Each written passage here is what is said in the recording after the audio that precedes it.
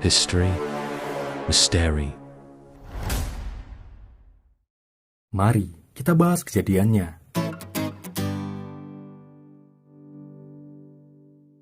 Arisan adalah salah satu bagian dari kegiatan sekelompok masyarakat, khususnya kaum perempuan. Tujuan arisan macam-macam, bisa jadi ajang bersosialisasi dan bersilaturahmi antara anggota. Ada juga yang menganggapnya seperti kegiatan menabung dan investasi. Arisan juga menjadi salah satu cara untuk memperoleh dana segar bagi yang membutuhkan. Seiring berjalannya waktu, bermunculan jenis-jenis arisan lainnya yang dianggap menguntungkan daripada arisan biasa. Salah satunya disebut arisan call, yaitu lelang atau tembak yang mulai populer pada tahun 1970-an. Berbeda dengan arisan biasa yang memakai cara undian untuk menentukan pemenang. Pada arisan call atau lelang, anggota yang jadi pemenang adalah yang melakukan penawaran tertinggi terhadap nilai uang arisan. Dalam arisan call ini ada bandar atau ketua yang bertanggung jawab mengumpulkan uang arisan dari semua anggota dan siap menombok atau menalangi jika ada anggota yang tidak menyetor uang arisan setiap periodenya. Karena tanggung jawab si bandar yang berat, si bandar mendapatkan hak istimewa untuk menjadi pemenang di awal periode arisan dan dengan mendapatkan uang arisan dalam jumlah penuh. Di kejadian ini, salah satu bandar atau ketua dalam kegiatan arisan call adalah Marlia Hardy. Dia adalah aktris televisi dan layar lebar kawakan Indonesia. Marlia Hardy berasal dari Magelang, Jawa Tengah. Dia mulai debutnya sebagai aktris layar lebar pada tahun 1950 di film berjudul Untuk Sang Merah Putih.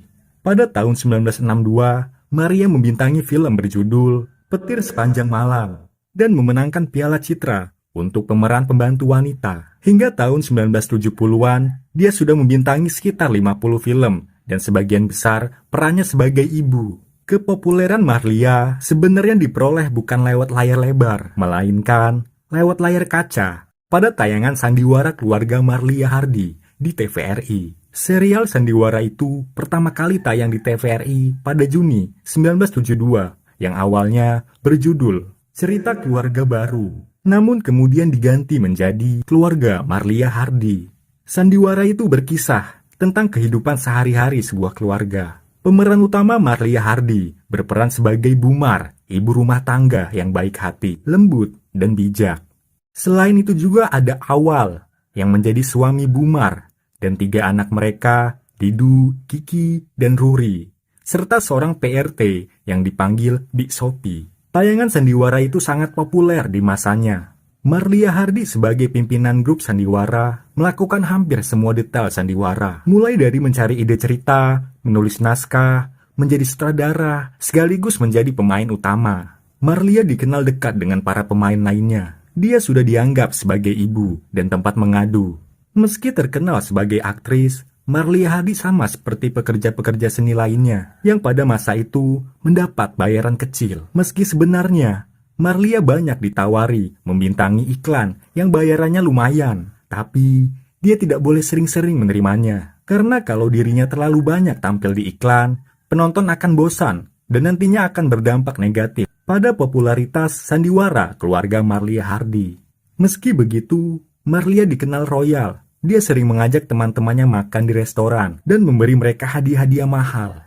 Dia juga memiliki sebuah mobil Holden, supir pribadi, dan kerap membawa pakaiannya untuk di laundry di Hotel Bintang 5. Di rumahnya, di kawasan Setiabudi, Jakarta Selatan, Marlia juga punya telepon, memelihara 5 ekor anjing Peking dan burung-burung peliharaan yang tiap bulannya memerlukan biaya lumayan. Marlia pernah 2 kali menikah dengan suami pertama, Hardy. Pernikahannya berlangsung 11 tahun yang berakhir dengan perceraian baik-baik. Sedangkan dengan suami kedua, Zainal Arifin, di pernikahannya hanya bertahan 6 tahun. Suaminya meninggalkannya begitu saja, sebab tidak setuju Marlia main film.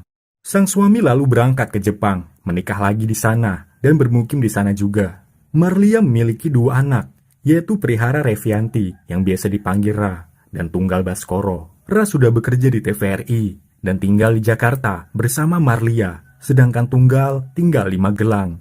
Selain kesibukan di dunia akting, Marlia Hardy juga dikenal suka arisan. Sudah cukup lama, dia aktif di arisan call sebagai bandar atau ketua yang bertugas mengumpulkan setoran arisan dan menombok jika anggota arisan macet membayar setoran. Pada awalnya, arisan call atau arisan lelang ini berjalan lancar. Marlia juga sebagai bandar ikut merasakan keuntungan uang arisan yang didapatkannya sangat lumayan, bahkan jauh melebihi honor dari televisi. Jumlah anggota arisan yang diurus Marlia tidak main-main, sampai ratusan orang jumlahnya. Dan sebagian besar merupakan sesama kolage dari dunia akting dan juga kenalan Marlia lainnya. Arisan yang awalnya berjalan lancar itu belakangan mulai macet. Banyak anggota yang menunggak setoran yang jumlahnya 10-100 ribu. Di samping itu, kabarnya Marlia juga terlanjur memakai sebagian uang setoran itu untuk keperluan pribadinya. Akibatnya Marlia kewalahan. Sebagai bandar, dia bertanggung jawab terhadap setoran macet itu, sehingga terpaksalah Marlia meminjam uang kepada rentenir untuk menomboki setoran macet para anggota arisan. Anggota arisan yang seharusnya menerima uang arisan tepat waktu mulai mengalami keterlambatan. Misalnya Sofia Rahman, pemeran Bi Sophie dalam Sandiwara Keluarga Maria Hardy, yang mestinya menerima uang arisan bulan Mei, baru menerima uangnya di bulan Juni. Begitu juga Sophie Dede, aktris Kawakan, juga tertunda uang arisannya sebesar 1.800.000. Sebenarnya Marlia sudah familiar dengan kegiatan arisan ini. Bahkan gara-gara arisan, dia pernah merasakan dampak buruknya. Pada tahun 1973, Marlia stres dan sempat dirawat di rumah sakit. Rumahnya disita rentenir sebab hutangnya menumpuk. Hutangnya itu ada kaitannya dengan kegiatan arisan call yang diikutinya. Rumah di kawasan Setiabudi, Jakarta Selatan yang dihuninya sekarang sebenarnya juga sudah terjual, tapi dia masih bisa tinggal di sana sampai tahun 1986. Sofia WD, sesama rekan aktris, pernah memperingatkan Marlia agar berhenti ikut arisan. Tapi Marlia tidak jera. Dia hanya menjawab akan lebih berhati-hati. Sialnya, apa yang dialami Marlia akhir-akhir ini semakin memburuk. Hutangnya yang dipakainya untuk menombok setoran macet para anggota arisan tidak bisa dibayarnya lagi ke para rentenir yang juga adalah ibu-ibu seusia dirinya. Hutang itu sudah mencapai jutaan rupiah. Seorang tetangga Marlia yang bernama Mas Mira mengatakan Marlia berutang 35 juta rupiah kepada nyonyanya Tati Sundoyo, seorang istri pejabat. Selain itu dia juga berutang kepada beberapa wanita lainnya. Marlia semakin stres. Masalahnya ini dia sembunyikan dari anaknya dan rekan-rekannya. Para rentenir itu ternyata sangat kejam. Mereka melakukan teror mental. Ketika uang yang mereka pinjamkan tidak dilunasi, Marlia sering diteror surat kaleng, juga diteror penelpon gelap. Semuanya mengancam akan mengambil tindakan dan melaporkannya pada polisi jika dia tidak segera melunasi hutang-hutangnya. Karena seringnya mendapat teror surat kaleng, Marlia sampai-sampai menuangkan kisah itu ke dalam naskah sandiwaranya yang siap tayang dan diberi judul Surat Kaleng. Marlia sudah tidak mungkin membayar hutang-hutangnya ini. Dia merasa sudah bangkrut dan tidak punya apa-apa lagi. Barang-barang berharganya sudah digadaikan, termasuk cincin berlian kesayangannya. Yang tinggal sebenarnya hanya harga diri, meski harga diri itu pun perlahan mulai goyah dan akan sepenuhnya hancur kalau dirinya dilaporkan pada polisi. Marlia Hardy, simbol ibu yang baik dan bijaksana, masuk penjara karena hutang tidak pernah terbayangkan olehnya. Pagi hari 18 Juni 1984, sekitar pukul 7:30, Marlia Hardy terlihat di halaman depan rumahnya menyiram bunga. Dia juga sempat mengobrol sebentar dengan tetangga Suwarno Utomo, supir pribadi Marlia. Pagi itu disuruh ke rumah teman Marlia untuk suatu urusan. Sepulang dari rumah teman majikan, sekitar pukul 9, Suwarno heran melihat rumah sepi. 5 anjing peking kesayangan Marlia sudah dirantai di belakang rumah. Sandal-sandal yang berserakan di depan pintu juga sudah disingkirkan. Rumah tampak rapi. Begitu masuk ke dalam rumah, betapa terkejutnya Suwarno. Dia menemukan majikan Marlia Hardy tergantung dengan seutas tali di kusen pintu tengah. Wanita itu memakai rok hitam dan blus bunga-bunga dan sudah tidak bernyawa lagi. Marlia Hardy tutup usia di umur 57 tahun. Di atas meja ditemukan beberapa lembar surat. Salah satunya ditunjukkan kepada seorang tetangga. Isi surat itu, "Terpaksa, jalan ini yang harus saya tempuh. Saya tidak tahan lagi. Tolong mengaji dan mintakan ampun pada Tuhan. Langkah saya sudah sesat. Titip anak saya. Jangan sampai dia ditekan orang-orang. Dia tidak tahu apa-apa." Surat lainnya ditunjukkan kepada Ratno Timur, Ketua Parvi atau Persatuan Artis Film Indonesia, yang isinya terlibat hutang banyak sekali. termasuk uang arisan yang seharusnya sudah selesai tapi terpakai oleh Ibu Umar. Ibu tidak bisa mengembalikan lagi. Terjadi perang mulut dan gosip. Bu Umar sangat tidak tahan. Mengakhiri hidup adalah jalan terbaik. Marlia tampaknya sudah menyiapkan tindakan mengakhiri hidupnya dengan matang dengan adanya surat-surat dan pesan-pesan untuk orang-orang tertentu. Bahkan Marlia menulis surat kepada TVRI agar TVRI mengurus pemakamannya. Kepergian Marlia Hardi yang begitu mendadak mengejutkan industri hiburan dan perfilman. Anak-anaknya yang selama ini tidak tahu ibunya memendam problem yang begitu berat. Media berlomba-lomba memuat dan mengupas tuntas kematian Marlia yang begitu tragis, mengakhiri hidupnya karena terlilit hutang arisan Kol.